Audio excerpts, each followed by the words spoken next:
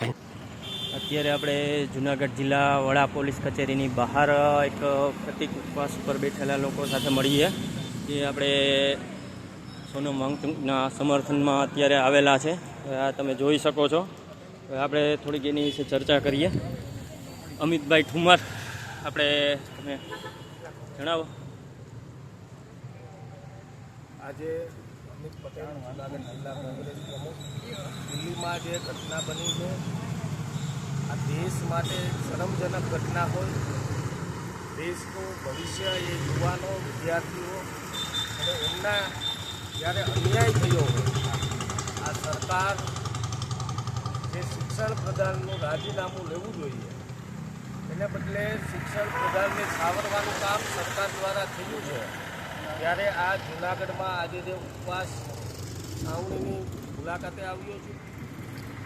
છેલ્લા 21 દિવસથી જંતર મંતર દિલ્હી ખાતે છાત્રો, વિદ્યાર્થીઓ અને યુવાનો અને સોનમ વાંગચુક જે ઉપવાસ આંદોલનમાં બેઠા છે ત્યારે એમને આ દેશનો અવાજ, આ દેશની જે શિક્ષણ વ્યવસ્થા છે, જે શિક્ષણની પ્રણાલી છે એ બદલવા માટે અને શિક્ષણમાં જે ભ્રષ્ટાચાર આચરી રહ્યા છે, જે રીતે રાહુલજી પૂરા દેશના વિદ્યાર્થીઓનું સમર્થન અને વિદ્યાર્થીઓની જે પરીક્ષાઓ સાથે છેડાઓ થઈ રહ્યા છે, જે રીતે પેપર લીક થઈ રહ્યા છે, ત્યારે આ દેશની શિક્ષણ વ્યવસ્થાના ફેરબદલ માટેથી અને શિક્ષણ પ્રધાનનું રાજીનામું લેવું જ જોઈએ. અને એના માટેથી આજે જે ઉપવાસ આંદોલનની છાવણીની મુલાકાતે આવ્યો છું.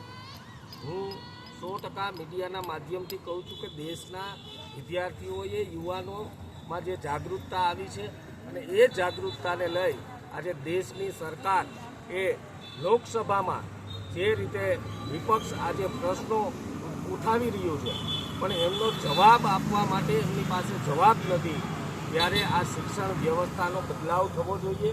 અને એના માટેથી આજે જૂનાગઢમાં જે આ ઉપવાસ એ છાવણી છે એમની મુલાકાતે આવ્યો છું. મારું સંપૂર્ણ સમર્થન છે અને જે લડાઈ કરવી પડે એમાં અમે સૌ સાથે મળીને લડાઈ કરીશું.